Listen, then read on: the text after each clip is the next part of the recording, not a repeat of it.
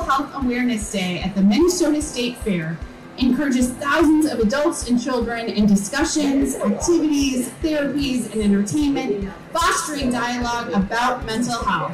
Now, therefore, I, Jonna Phillips, Governor of Minnesota, do hereby proclaim Monday, August 28, 2023 as Mental Health Awareness Day at the Minnesota State Fair.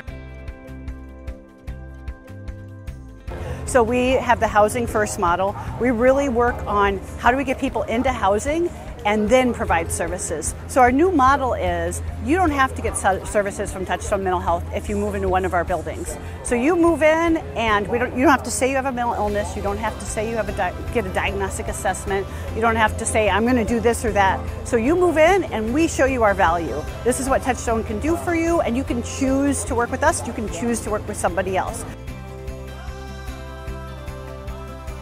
So Wellness in the Woods was founded in the middle of the state in a place called Eagle Bend, which is basically the geographic center of the state. A lot of rural, very rural area, and so there's not a lot of mental health supports outside of the metro area. And so Wellness in the Woods was meant to kind of illustrate that we're designed for that rural mental health support. So all of our services are open to anyone in the state. All you need is a Minnesota address to access our services, and they're all completely free. We only ask what county you're from. That's about the only information we ask of you, and there's obviously no charge. And so that's really important to us to make sure it's equal and accessible to all.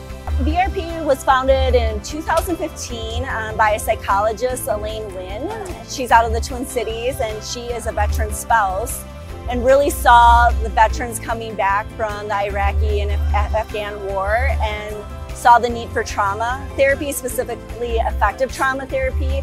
And so we provide free EMDR therapy for veterans, service members, and spouses throughout the state of Minnesota. EMDR stands for, it's a fun acronym, Eye Movement Desensitization Reprocessing, but it's one of the most effective forms of trauma therapy. We are lucky in Minnesota to have such great advocates and a community of behavioral health providers that really are trying to improve the system. There's a number of provider groups that are trying to do that, and I have a lot of faith in Minnesota continuing to improve our behavioral health care in the state.